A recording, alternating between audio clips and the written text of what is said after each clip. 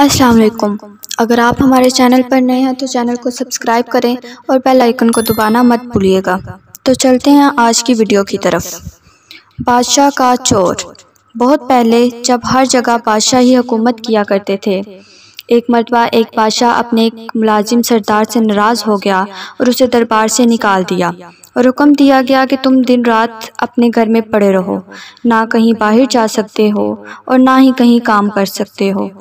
یہ بظاہر معمولی حکم تھا، کیونکہ دن رات گھر میں پڑے رہنا، کچھ کام کاج نہ کرنا اور فارغ وقت گزارنا بہت مشکل ہوتا ہے۔ ویسے بھی ایک آدمی ایک ہی جگہ اور ایک قسم کے لوگوں میں رہتے رہتے گھبرا جاتا ہے، اور تو اور بہت وحشت ہوتی ہے۔ وقت کاٹنا دوبھر ہو جاتا ہے۔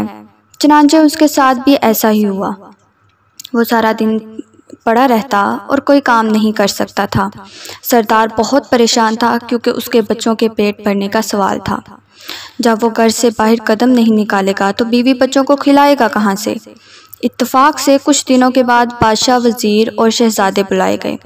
سردار کو ایک ترکیب سوچی تو اس کی آنکھیں چمک اٹھیں۔ اس نے اپنی بیوی کو پڑوس میں ایک قیمتی جوڑا لانے کے لیے بھیجا۔ وہ پڑوس سے قیمتی جوڑا لے آئی۔ سردار نے مانگنے کا قیمتی جوڑا جلدی سے زیب تن کیا اور گھر سے نکل پڑا اور شان سے چلتا ہوا شاہی دربار میں جا پہنچا۔ درباری سمجھے کہ کوئی معزز مہمان ہے، اسے لے جا کر بڑے ادب سے دوسرے بڑے لوگوں کے ساتھ کرسی پر بٹھا دیا۔ سردار گردن اکڑا کر کرسی پر بیٹھ گیا۔ دربار شروع ہوا۔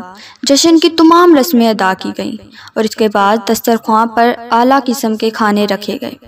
سردار نے بھی ہاتھ بڑھا کر خوب ڈٹ کر کھانا کھایا اور پھر نظر بچا کر بڑی چلاکی سے سونے کی ایک رکابی اپنے لباس میں چھپا لی، اور دربار ختم ہوتے ہی وہاں سے 9-2-11 ہو گیا، اور گھر آ کر بڑے مزے سے سارا واقعہ اپنی بیوی کو سنایا۔ اس کے بعد اس کی بیوی بازار جاتی اور سونے کی رکابی کا ایک ٹکڑا کاٹ کر فروخت کر کے کچھ رقم لے آتی۔ یوں سردار کی زندگی آرام سے گزرنے لگی اور پریشانی دور ہو گئی۔ ادھر دربار کے ملازموں نے دیکھا کہ سونے کی ایک رکابی کم نکلی ہے تو بیچارے بہت گھبرائے اور رکابی ڈھونڈنے کے لیے ادھر ادھر دوڑنے لگے۔ بادشاہ نے ان کی حالت دیکھ کر کہا، تم سب کیوں پریشان ہو؟ مجھے معلوم ہے کہ سونے کی رکابی غائب ہو گئی ہے اور اب وہ تمہیں نہیں ملے گی۔ مجھے یہ بھی معلوم ہے کہ وہ رکابی کس نے چرائی ہے۔ اگلے سال پھر جشن ہوا اور دربار مہمانوں سے بھر گیا۔ جشن کے اختتام پر مہمانوں کو کھانا دیا گیا۔ سردار اس موقع پر بھی موجود تھا۔ کھانا کھانے کے بعد پھر اس نے نظر بچا کر بڑے اطمینان سے ایک سونے کی رکابی اپنے لباس میں چھپا لی۔ دربار ختم ہوا تو مہمان جانے لگے تو سردار بھی محل کے دروازے سے باہر نکلنے لگا کہ اچانک بادشاہ سامنے آ گیا۔ بادشاہ کو دیکھ کر وہ بہت سٹ پٹایا اور گھبرا کر ادھر ادھر دیکھنے لگا۔